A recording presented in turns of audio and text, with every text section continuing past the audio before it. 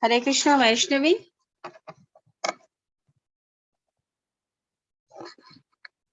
Hare Krishna.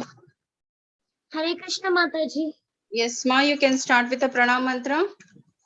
Yes, Mataji, 1 second.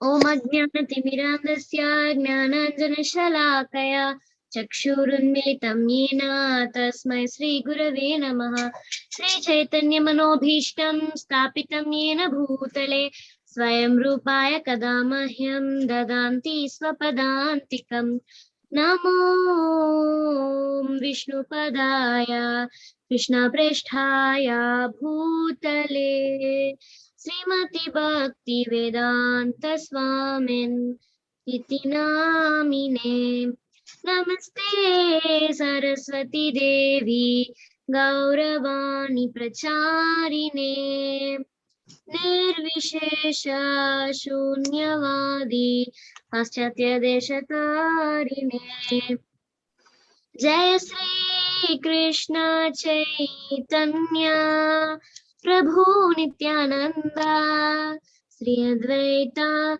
Gadadhar Srivasadi Gaura Bhakta Vrinda Hare Krishna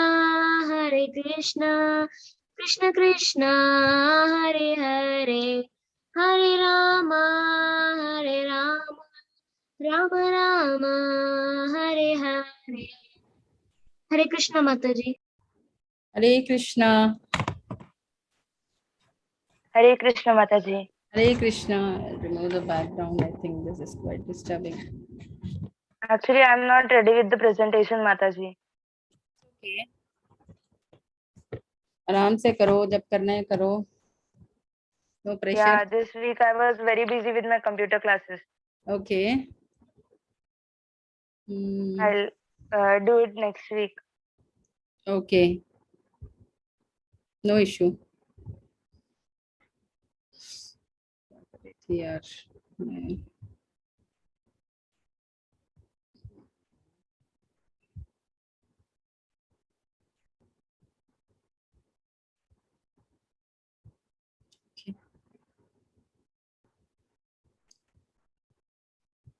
Where we are actually? Which week is this?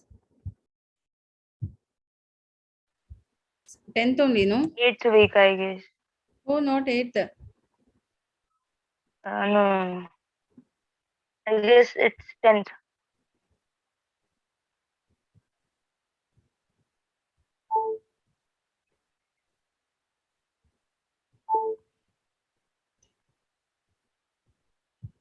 Just a minute. I'll just take one call.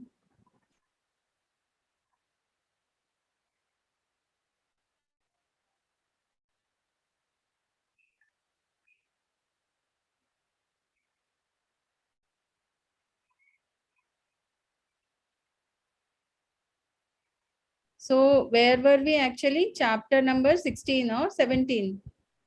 16. Okay.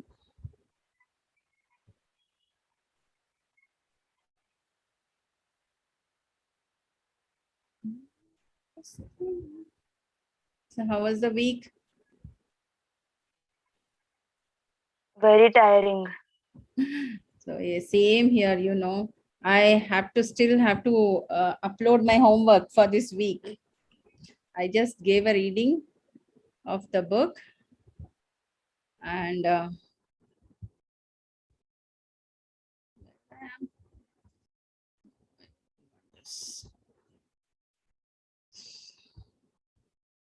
After your class, I have to sit down and prepare it, and I have to upload it. Nectar of devotion, spontaneous devotion further described. Ecstatic love, I think everything is done, no? Yes, Mataji, this is done.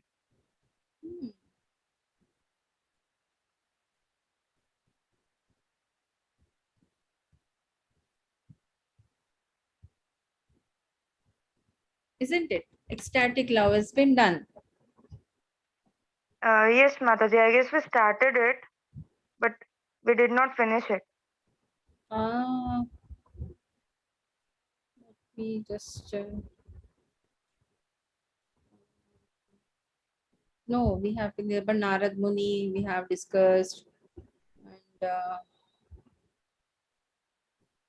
Purana, this. Yes, I think this is being So I done. guess we have to start with the 18th chapter, Mataji. Last Ah. time we did 13, 14, Ah, no, 12, 13, 14 on one day, and then 15, 16, 17 on another day. yeah. Yes, I think chapter 18. Yeah, shall I start? Yes, yes. Just a minute. Just 3 seconds. Font size is okay, I think, no? Yes, Mataji. Okay, chalo. Come on, start. Chapter 18, Character of One in Ecstatic Love. Rupa Goswami next describes the characteristics of a person who has actually developed his ecstatic love for Krishna. The characteristics are as follows. He is always anxious to utilize his time in the devotional service of the Lord. He does not like to be idle. He wants service always, 24 hours a day, without deviation. He is always reserved and preservant. He is always detached from all material attraction. He does not long for any material respect in return for his activities. He is always certain that Krishna will bestow his mercy upon him. He, all, he is always eager to serve the Lord faithfully. He is very much attached to the chanting of the holy name of the Lord. He is always eager to describe the transcendental qualities of Lord. He is very pleased to live in the places where where the Lord's pastimes are performed, example Mathura, Vrindavan, or Dwarika. Utilization of time. An unalloyed devotee who has developed ecstatic love for Krishna is always engaging his words in reciting prayers to the Lord. Within the mind of within the mind, he is always thinking of Krishna, and with his body, he either offers obeisances by bowing down before the deity or engages in some other service. During this ecstatic activities, he sometimes shed tears. In this way, his whole life is engaged in the service of the Lord, with not a moment wasted on any other engagements. Perseverance. When a person is undisturbed, even in the presence of various causes of disturbance, he is called reserved and preservant. An example for the perseverance and reservation is found in the behavior of King Parikshit, as described in the first canto, 19th chapter, verse 15 of Srimad Bhagavatam. The king says, there, to all the sages present before him at the time of his death, my dear Brahmanas, you should always accept me as your surrendered servant. I have come to the banks of the Ganges just to devote my heart and soul unto the lotus feet of Lord Krishna. So please bless me that Mother Ganges may also be pleased with me. Let the curse of the Brahmana's son fall upon me. I do not mind.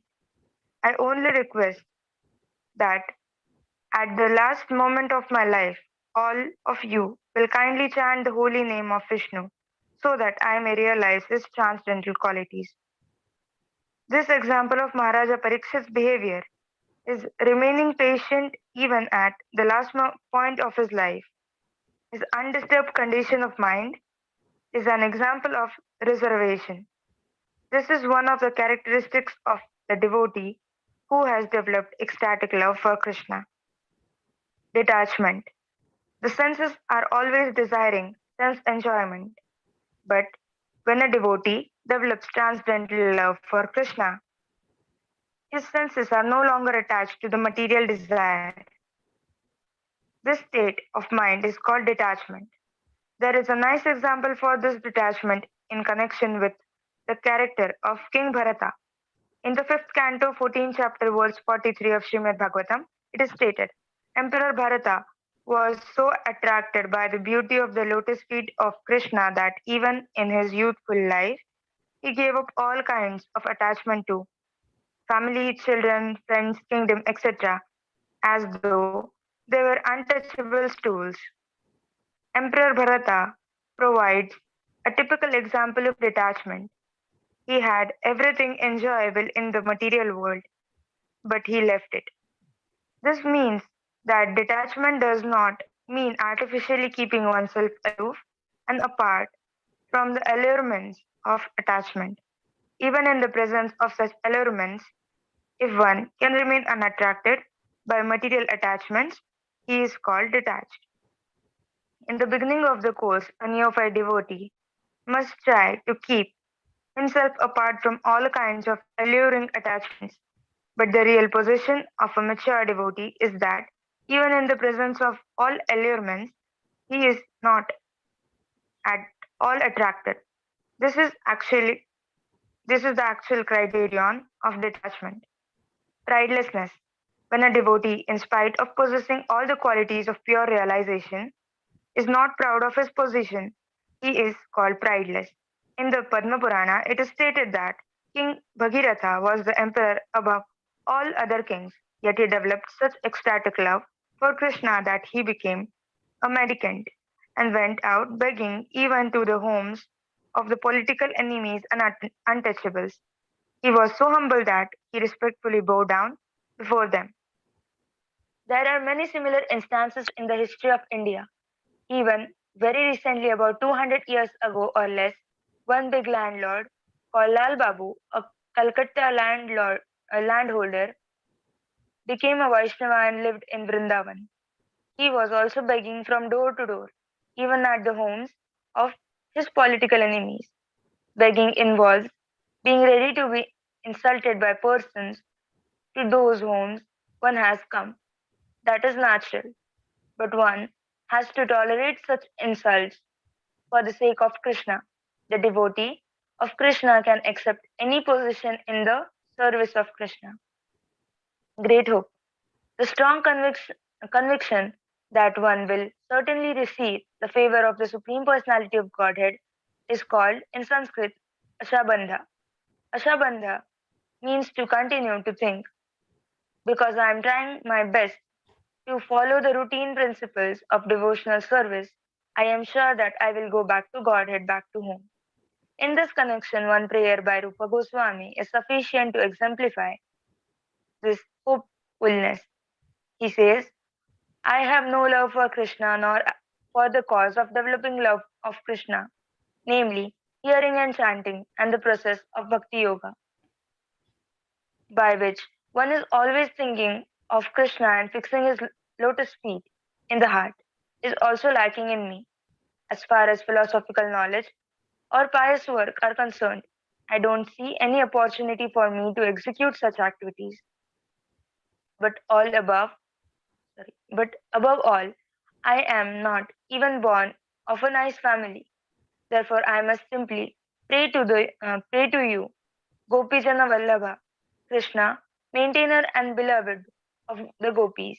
I simply wish and hope that some way or other I may be able to approach your lotus feet, and this hope is giving me pain because I think myself quite incompetent to approach that transcendental goal of life. The purport is that under this heading of Ashabandha, one should continue to hope against hope that some way or the other he will be able to approach the lotus feet of the Supreme Lord. Eagerness for achieving the desired success. When one is sufficiently eager to achieve success in devotional service, that eagerness is called samu- samutkantha. This means complete eagerness. Actually, this eagerness is the price for achieving success in Krishna consciousness. Everything has some value, and one has to pay the value before obtaining or possessing it.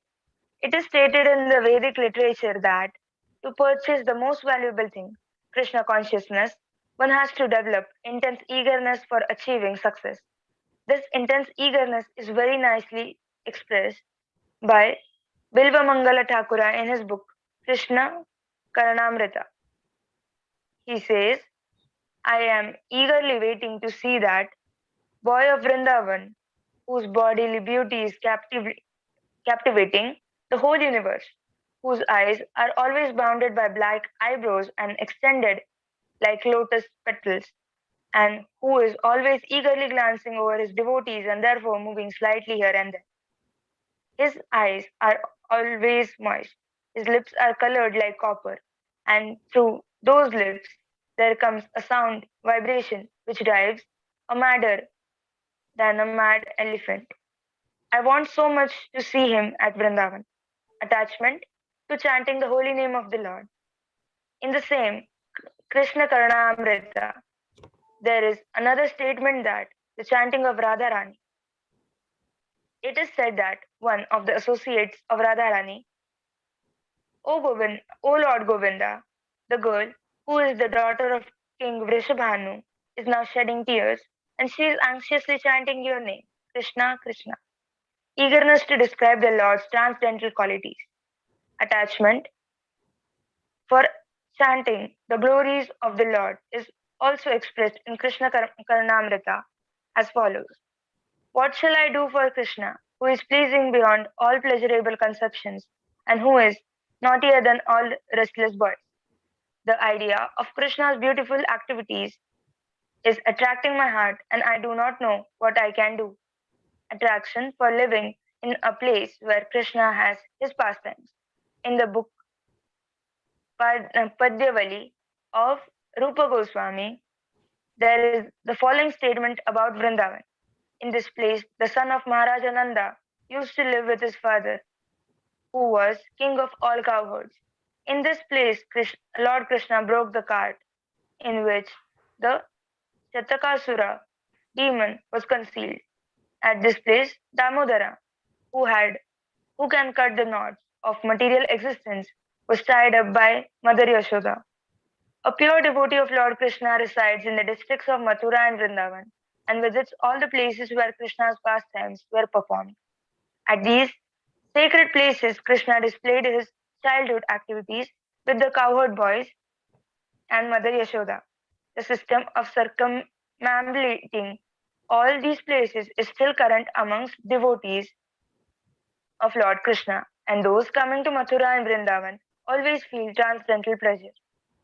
Actually, if someone goes to Vrindavan, he will immediately feel separation from Krishna, who performed such nice activities when he was present there. Such attractions for remembering Krishna's activities is known as attachment for Krishna. There are impersonalist philosophers and mystics, however, who, by a show of devotional service, want ultimately to merge into the existence of the Supreme Lord. They sometimes try to imitate a pure devotee's sentiment for visiting the holy places where Krishna had his pastimes, but they simply had a view for salvation, and so their activities cannot be considered attachment. It is said by Rupa Goswami that the attachment exhibited by pure devotees for Krishna cannot possibly be perfected in the hearts of fruitive workers, karmis, and the mental speculators, because such attachment in pure Krishna consciousness is very rare and not possible to achieve even for many liberated persons. As stated in Bhagavad Gita, liberation from material contamination is the stage at which devotional service can be achieved. For a person who simply wants to have liberation and to merge into the impersonal Brahma Jyotir, attachment to Krishna is not possible to acquire. This attachment is very confidential, kept by Krishna, and is bestowed only upon pure devotees. Even ordinary devotees cannot have such pure attachment for Krishna. Therefore, how is it possible for success to be achieved by persons whose heart are contaminated by the actions and reactions of fruitive activities and who are entangled by various types of mental speculation? There are so-called devotees who artificially think that Krishna's pastimes, known as Ashtakaliya Leela, sometimes one may artificially imitate these, pretending that Krishna is talking to him in the form of a boy, or else one may pretend that Radharani and Krishna both have come to him and are talking with him. Such characteristics are sometimes exhibited by the impersonalist class of men, and they may captivate some innocent persons who have no knowledge in the science of devotional service. However, as soon as an experienced devotee sees all these caricatures, he can immediately evaluate such rascaldom. If such a pretender is sometimes seen possessing imitative attachment to Krishna, that will not be accepted as real attachment. It may be said, however, that such attachment gives the pretender hope that he may eventually rise onto the actual platform of a pure devotional service. This imitative attachment can be divided into two headings, namely shadow attachment and para transcendental attachment. If someone, without undergoing the regulative principles of devotional service or without being guided by a bona fide spiritual master, shows such imitative attachment, this is called shadow attachment. Sometimes it is found that a person actually attached to material enjoyment or salvation has the good fortune to associate with pure devotees while they are engaged in chanting the holy name of the Lord. By good grace of the Lord, one may also cooperate and join the chanting. At that time, simply by the association of pure devotees, the moon-like rays from their heart reflect on him, and by the influence of pure devotees, he may show some likeness of attachment caused by inquisitiveness. But this is very flickering, and if by the manifestation of such shadow attachment one feels the disappearance of all material pangs, then it is called para attachment. Such shadow attachment or para attachment can develop if one associates with a pure devotee or visits a holy places like Vrindavan or Mathura, and if an ordinary man develops such attachment for Krishna and fortunately performs devotional activities in the association of pure devotees, he can also rise to the platform of pure devotional service. The conclusion is that transcendental attachment is so powerful that if such attachment is seen manifested even in some common man by the association of a pure devotee, it can bring one to the perfectional stage. But such attachment for Krishna cannot be invoked in a person without his being sufficiently blessed by the association of pure devotees. As attachment can be invoked by the association of pure devotees, so attachment can also be extinguished by offenses committed at the lotus feet of the pure devotees. To be more clear, by the association of pure devotees, attachment for Krishna can be aroused, but if one commits offenses at the lotus feet of a devotee, one's shadow attachment or para attachment can be extinguished. This extinguishing is like the waning of the full moon, which gradually decreases and at last becomes dark. One should therefore be very careful while associating with pure devotees to guard against committing an offense at their lotus feet. Transcendental attachment, either shadow or para, can be nullified by different degrees of offenses at the lotus feet of pure devotees. If the offenses is very serious, then one's attachment becomes almost nil. And if the offense is not very serious, one's attachment can become second class or third class.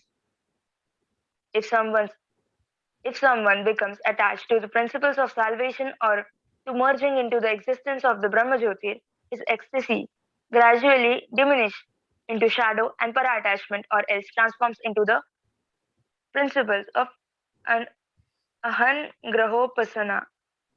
This Ahan Grahopasana describes a living entity when he begins spiritual realization by identifying himself with the Supreme Lord. The state of self-realization is technically known as monism. The monist think himself one with the Supreme Lord. Thus, because he does not differentiate between himself and the Supreme Lord, it is his view that by worshipping himself, he is worshipping the Supreme Whole.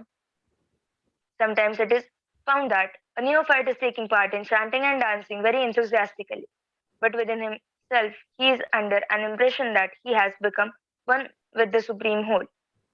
This conception of monism is completely different from pure transcendental devotional service. If, however, it is seen that a person has developed a high standard of devotion without having undergone even the regulative principles, it is to be understood that his status of devotional service was achieved in a former life. For some reason or another, it had been temporarily stopped, most probably by an offense committed at the lotus feet of a devotee. Now, with a good second chance, it has again begun to develop. The conclusion is that steady progress in devotional service can be attained only in the association of pure devotees. If one can gradually advance his status in devotional service, it is understood to be uh, this is understood to be due to the causeless mercy of Krishna himself. If a person is completely detached from material enjoyment and has developed pure ecstatic devotion, even if he is sometimes accidentally found not living up to the standards of devotional service, one should not be envious of him. It is confirmed also in Bhagavad Gita that a devotee who has unflinching faith in and devotion to the Lord, even if sometimes found to be accidentally deviated from pure devotional characteristics, should still be counted among the pure. Unflinching faith in the devotional service in Lord Krishna and a spiritual master makes one highly elevated in the activities of devotional service.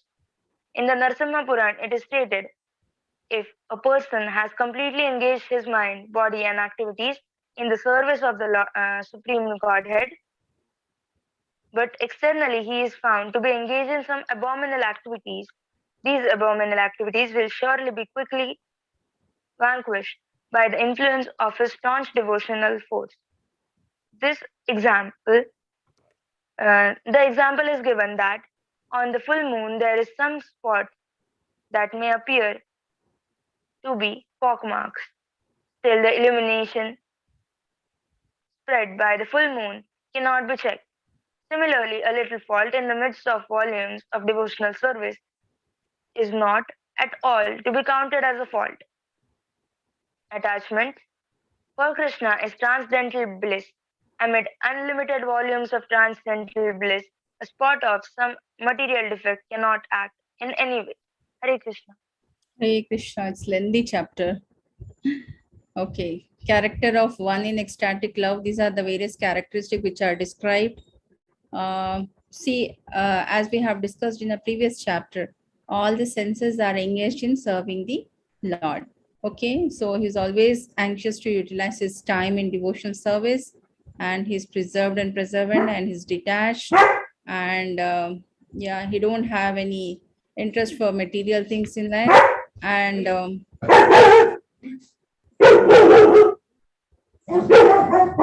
just a minute, just a minute.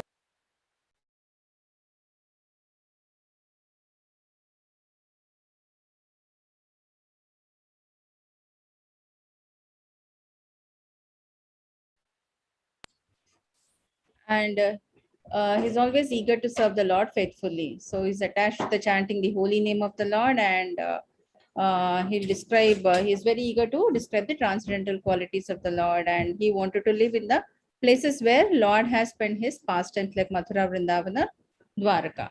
Okay. And he wanted Mataji, most of the chapter was self-explanatory, Yes, yes, yes. And utilization of the time, yeah, most of the time, as I told you, it is engaged in what do you say, all the senses in, Chanting and devotional yeah, service. yeah. So So the devotee will not waste. Either he'll be chanting, or he'll be reading the scripture, or he is doing some service. So most of the time he is engaged in that. And we have taken certain example of preservance, like above we have taken example of Parikshit Maharaj, when he come to know that at the end of his life, when the time is coming up, he is a classical example for that. He remained patient even at the last point of his life. So these are the characteristic of a devotee. Detachment, about the Bharat Maharaj. Now he had everything, but still, when he has decided that he has to go to Vanaprastha, he has given up on everything. Pridelessness. Uh, Most of the, like King Bhagirath and all. So when that means here the humility one has to develop is been compared to that of a beggar.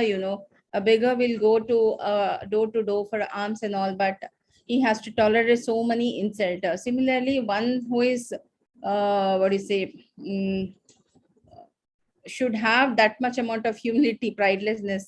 So that is one of the quality of a devotee, and have a great hope uh, on the scriptures and the process what he is following. Just like a ladder, this comes one by one, and is eager for achieving the desired, eagerness for achieving the desired success. And this is called Samutkantha. That's a complete eagerness. Attachment to the holy name of the Lord, eagerness to describe the Lord transcendental qualities, all these things. This which has been described. All these things are in detail about it. Uh, Shadow attachment is a para attachment. That means once we get associated with a pure devotee, he'll take us. If we take a shelter of a bona fide spiritual master, he will guide us properly the way how we should proceed further. Okay, this is all about it.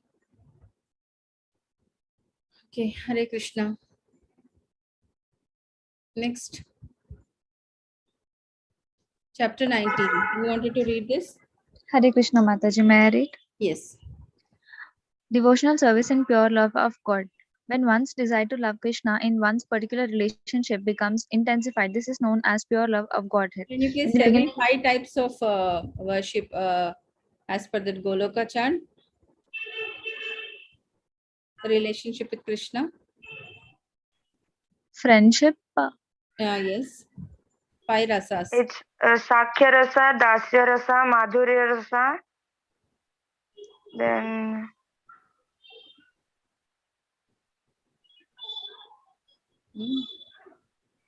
Vatsalya rasa. Vatsalya Rasa and Prema Rasa. Madhurya or Prem is the same, I think, no? Yeah. Okay. Yes, ma, continue. okay, Mataji. In the beginning, a devotee is engaged in the regulative principles of devotional service by the order of his spiritual master. When one thereby becomes completely purified of all material contamination, there develops an attachment and taste for devotional service. This taste and attachment, when gradually intensified in the course of time, becomes love. The word love can actually be applied only in relationship with the personality of Godhead. In the material world, love is not applicable at all. What goes on under the name of love in the material world is nothing but lust. There is a gulf of difference between love and lust, like the difference between gold and iron. In the Narada Pancharatra, it is clearly stated that when lust is completely transferred to the Supreme Godhead and the concept of kinship is completely reposed in him, such is accepted as pure love of God by great authorities like Bhishma, Prahlada, Uddhava, and Narada. Great authorities like Bhishma have explained that love of Godhead means completely giving up all the so called love for any other person. According to Bhishma, love means reposing one's affection completely upon one person, withdrawing all affinities for any other person. This pure love can be transferred to the Supreme Personality of Godhead under two conditions: out of ecstasy and out of the causeless mercy of the Supreme Personality of God Himself. Ecstasy. Ecstatic love of Godhead can be potently invoked simply by following the rules and regulations of the devotional service as they are prescribed in the scriptures under the direction of a bona fide spiritual master. In the 11th canto, 2nd chapter, verse 40 of Srimad Bhagavatam, this ecstatic love, the born of execution of regulative devotional service, is explained. A devotee, in the course of executing the regulative principles of devotional service, develops his natural Krishna consciousness, and being thus softened at heart, he chants and dances like a madman.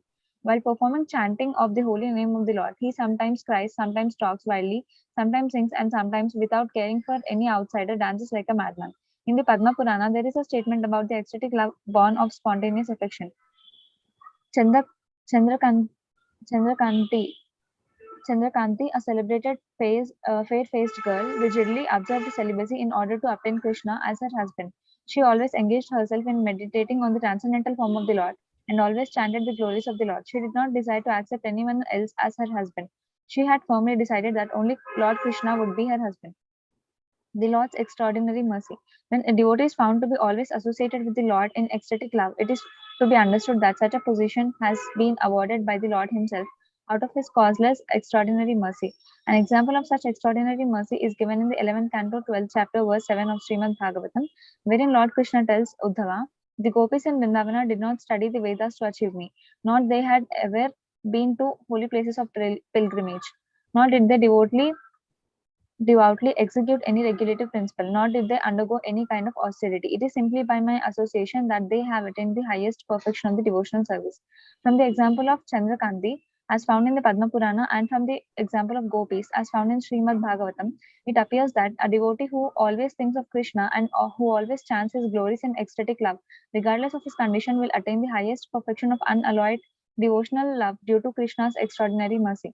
This is confirmed in Srimad Bhagavatam. If a person worships, adores, and loves Hari, the Supreme Lord, he should be understood to have finished all kinds of austerities, penances, and similar processes for self realization. On the other hand, if after undergoing all types of austerities, penances, and mystic yoga practices, one does not develop such love for Hari, then all his performances are to be considered a useless waste of time.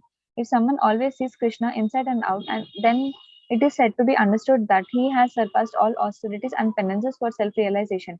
And if after executing all kinds of penances and austerities, one cannot always see Krishna inside and out, and he has executed his performances uselessly. Spontaneous attraction to Krishna, which is said to be due to the extraordinary mercy of the Lord, can be placed under two headings. One is profound veneration for the greatness of the Lord, and the other is one's being automatically attracted to Krishna without any extraneous consideration. In the Narada Pancharatra, it is said that if on account of profound veneration for the greatness of the Supreme Lord, one attains a great affection and steady love for him, one is certainly assured of attaining the four kinds of Vaishnava liberation, namely, achieving the same bodily features as the Lord, achieving the same opulence as the Lord, dwelling on the planet where the Lord is residing, and attaining eternal association with the Lord. The Vaishnava liberation is completely different from the Mayavada liberation, which is simply a matter of being merged into the effulgence of the Lord. In the Narada Pancharatra, pure, unalloyed devotional service is explained as being without any motive for the personal benefit. If a devotee is continuously in love with Lord Krishna and his mind is always fixed upon him, that devotional attitude will prove to be the only means of attracting the attention of the Lord. In other words, a Vaishnava who is incessantly thinking of the form of the Lord Krishna is to be known as a pure Vaishnava. Generally, a devotee who has achieved the causeless mercy of the Lord on the account of the following the strict rules and regulations of devotional service becomes attracted by the supreme greatness of the Lord, by the transcendental beauty of the Lord, and by the spontaneous execution of devotional service. To be more clear, by executing the regulative principles of devotional service, one can fully appreciate the transcendental beauty of the Lord. In any case, such exalted positions are possible only by the extraordinary mercy of the Lord upon the devotee. Association with pure devotees. Although many different processes for developing love of the Godhead have been explained so far, Srila Rupa Goswami now gives us a general description of how one can best achieve such a high position. The beginning of ecstatic love of Godhead is basically faith. There are many societies and associations of pure devotees, and if someone with just a little faith begins to associate with such societies, his advancement to pure devotional service is rapid. The influence of a pure devotee is such that if someone comes to associate with him with a little faith, one gets the chance of hearing about the Lord from the authoritative scriptures like Bhagavad Gita and Srimad Bhagavatam. Thus, by the mercy of the Lord, who is situated in everyone's heart, one gradually develops his faith in the descriptions of such authoritative scriptures. This is the first stage of association with pure devotees. In the second stage, after one becomes a little advanced and mature, he automatically offers to follow the principles of devotional service under the guidance of the pure devotee and accepts him as the spiritual master. In the next stage, under the guidance of the spiritual master, the devotee executes regulative devotional service, and as a result of such activities, he becomes freed from all unwanted occupations. When he is freed from all unwanted occupations, his faith becomes steadily fixed, and he develops a transcendental taste for devotional service, then attachment, then ecstasies, and in the last stage, there is pure love of Godhead. There are other different stages of development of pure love. Only the most fortunate persons can achieve such success in life. Those who are simply academic students of the Vedic scriptures cannot appreciate how such a development takes place. In the Narada Pancharatra, Lord Shiva therefore tells Parvati, "My dear Supreme Goddess, you may know from me that any person who has developed the ecstasy of love for the Supreme Personality of Godhead and who is always merged in the transcendental bliss on account of this love cannot even perceive the material distress or happiness coming from the body or mind. The affection and dealings of love that are different branches of the original tree of love precede many varieties of affectionate manifestations that will not be discussed here. These different manifestations have been described by Sanatana Goswami in his Bhagavatamrita. Although the subject of such affections and dealings of love is very confidential, Sanatana Goswami has described them very explicitly. Sri Rupa Goswami thus concludes the first division of Bhakti Rasamrita Sindhu, offering up his treatise for the transcendental pleasure of Sanatana Goswami, who has established the transcendental beauty, and of Gopala Bhatta Goswami, Sri Raghunatha Bhatta Goswami, and Raghunatha Dasa Goswami. It appears from this statement that the great Srila Jiva Goswami was not yet active when Bhakti Rasamrita Sindhu was written. Thus ends the Bhaktivedanta summary study of the first division of Bhakti Rasamrita Sindhu up to the descriptions of ecstatic love of Godhead, which are to follow next. Hare Krishna. Hare Krishna, very nice. I think this is all self-explanatory, as Vaishnavi told. I need not explain, I think, no? Yes, Mataji. Devotional service in the pure ecstasy. This is getting repeated. The same thing. They are giving different example. Lord's extraordinary mercy and all. We have here some example of that great devotee has been given, and association with the pure devotee. This is my personal experience. You rapidly develop once you get associated, because you are in a group where you are having this senior Vaishnava devotees and all, and it becomes easy one to progress further. If you are with the non-devotees, it becomes a bit difficult.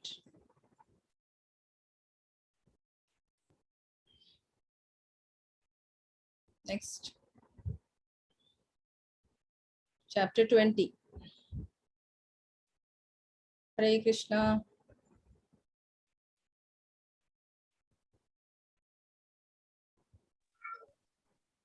Hare Krishna, Mataji. May I continue? Yeah, what happened, Rachita? Are you out there? Mataji? Yeah, are you there? You can continue, Rachita. Yes. Yeah. So the transcendental mellow. So in this second division of Bhakti Rasamrita Sindhu, the author offers his respectful obeisances unto Sanatana.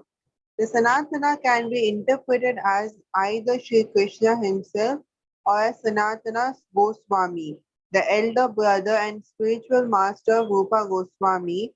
In the case where Sanatana is accepted to mean Sri Krishna, the obeisances are offered to Krishna because he is naturally so beautiful, because he is the killer of the demon Agha. If it is interpreted to mean Sanatana Goswami, then it is because he is so greatly favored by whom being always served by him, because he is the annihilator of all kinds of. You're not audible, Rachita. Once again, where my headphones? Once again, Mataji, where my headphones?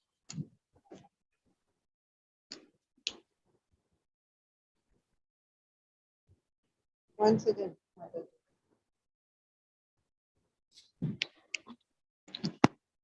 Okay, I'll repeat it again. I'll start. In this case, so where Sanatana is accepted to mean Sri Krishna, so besides is offered to Krishna because he is naturally so beautiful, and because he is a killer of demon Aga. If he is interpreted to mean, one second. To mean Sanatana Goswami, then it is because he is so greatly favored by Rupa Goswami, because always served by him, and because he is the annihilator of all kinds of sinful activities. In this division of Bhakti Rasamrita Sindhu, the author wants to describe the general symptoms of transcendental mellow, which is a loving mood of discharging devotional service.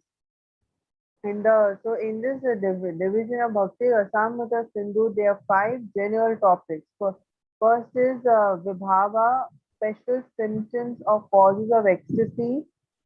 Anubhava, subsequent ecstasy. Sattvika Bhava, constitutional or existential ecstasy.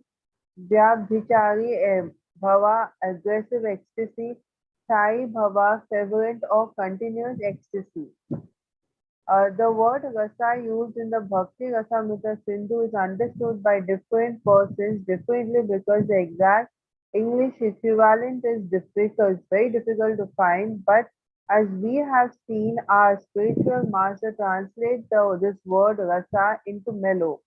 We shall follow in his footsteps and also translate the word in that way.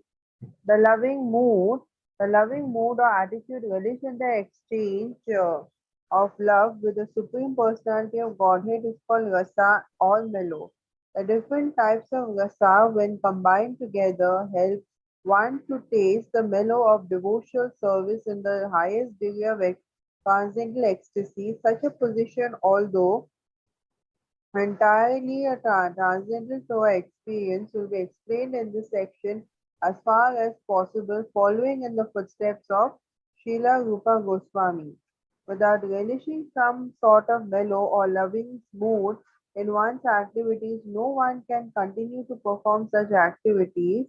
Similarly, in the transcendental life of Krishna consciousness and devotional service, there must be some mellow or specific state from that service. Gradually, this mellow is experienced by chanting, hearing, worshipping in the temple, and being engaged in the service of the Lord. So, when a person feels transcendental bliss, this is called relishing the mellow. To be more clear, we may understand the various feelings of happiness derived from discharging devotional service may be termed the mellows of devotional service. The relishing of transcendental mellow in discharging devotional service cannot be experienced by all classes of men because this sweet loving mood is developed only from one's previous life's activities or by the association of unalloyed devotees. As explained above, association with pure devotees is the beginning of faith in devotional service. Only by developing such faith in the association of a pure devotee or by having in one's previous life executed devotional service can one actually relish the mellow of devotional service. So, in other words, this transcendental bliss is not to be enjoyed by any common man unless he is so extraordinarily fortunate as to be in association with devotees or to be continuing his previous birth devotional activity. So the process of development for the stage of devotional service is explained in the Srimad Bhagavatam, first canto. The beginning is to hear about Lord Krishna and the association of devotees who have themselves cleansed their hearts by association. Hearing about the transcendental activities of the Lord will result in one's feeling transcendental bliss always. It is also explained in Bhagavad Gita that for one who has actually come to the spiritual platform, the first symptom visible will be that he is always joyful. The joyous life is attained by one's reaction to reading Bhagavad Gita or Srimad Bhagavatam, or else from associating with the persons who are interested in the spiritual life of Krishna consciousness, specifically those who have made the determination to achieve the favor of Govinda by being engaged in transcendental loving service at his lotus feet. Being encouraged by such a feeling, one who is constantly engaged in discharging the regulative principles of devotional service in such a way and as to please the Supreme Personality of Godhead, develops two principles of compelling force, which comes under the hearing of Vibhava. Thus one enjoys transcendental bliss. There are several origins or causes for the compulsive love of Krishna, such as Krishna himself. The devotees of Krishna and Krishna playing on the flute. The effect is sometimes loving and sometimes stunted. There are 8 transcendental symptoms found in the body during ecstasy, and all of them are possible only by mixture of above 5 ecstatic divisions. Without some mixture of these 5 ecstatic principles, one cannot relish transcendental bliss. The cause of basis for relishing transcendental mellow is exactly what we mean by vibhava. This vibhava is divided into two, namely basic and impelling or impetus giving. In the Agni Purana, the description of vibhava is given as follows. The basis from which ecstatic love is born is called vibhava, which is divided into two, basic and impelling. So, in other words, there are two kinds of ecstatic love. The object of basic ecstatic love is Krishna and his devotee. Lord Krishna is the object of basic ecstatic love, and his pure devotee, the reservoir of love, is the object of impelling ecstatic love. Impelling ecstatic love then is that love which develops when one sees an object that reminds him of Lord of Krishna. Lord Krishna, who is a possessor of inconceivable potencies and qualities of transcendental knowledge and bliss, is the basic cause of ecstatic love. Lord Krishna also becomes the reservoir impetus of ecstatic love by his different incarnations and expansions. In Srimad Bhagavatam, there is a statement in connection with the Brahma Vimohana Leela which demonstrates something of this impelling or impetus giving feature of ecstatic love. When Brahma was deluded by Krishna, who expanded himself into so many cowherd boys, calves, and cows, Krishna's elder brother Sri Baladeva, a direct expansion of Krishna himself, felt astonishment and said, "How wonderful it is that my ecstatic love for Krishna is again being attracted to many cowherd boys, calves, and cows."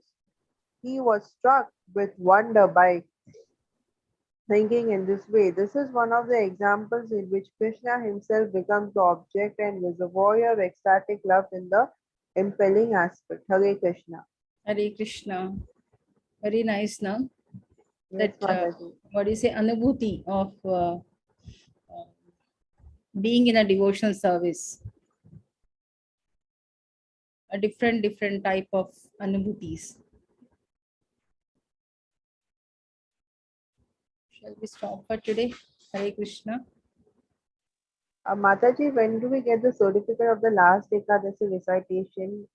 Oh, I haven't followed up. I have messaged him, but I don't know. I'll just follow it up with him. Okay, Mataji. Yeah, sorry, there was a delay this time because there is upcoming Ekadashi on 26th, I think, no? Yes, Mataji. Yes, Mataji. Sorry, I was busy with many things at home. Sorry. It's okay, Mataji. Okay. Shall we conclude with the Narsimati? Mataji, I wanted to ask one question. Yes. Can you hear me? Yes, I'm able to hear you.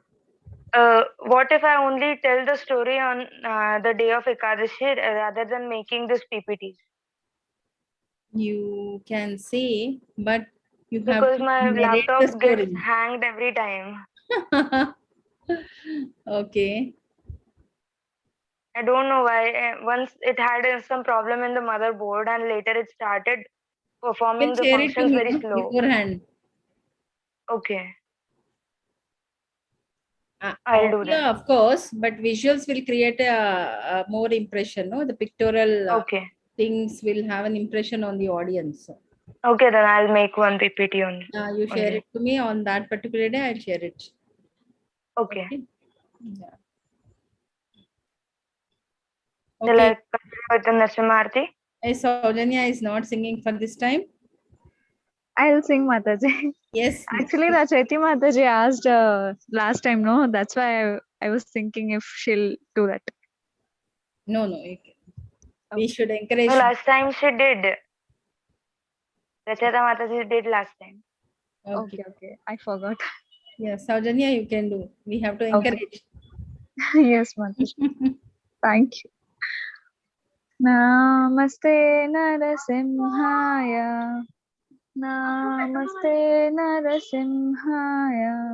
Prahladaladaine Hiranyakashipurvakshaha Shilatankanakalaye Ito Narsimha Parato Narsimha Yato Yato Yami Tato Narsimha Bahir Narsimha Hridaye Narsimha Narasimhamadin Sharanam Prapade Tava Karakamalavare Nakham Adbhuta Shringam Dalita Hiranyakashipu Tanubhringam Keshavadrita Narhari Rupa Jai Jagadisha Hare Jaya Jagadisha Hare Jaya Narsimhadev Narsimhadev Narsimhadev Jaya Narsimhadev Jaya Prahlad Maharaj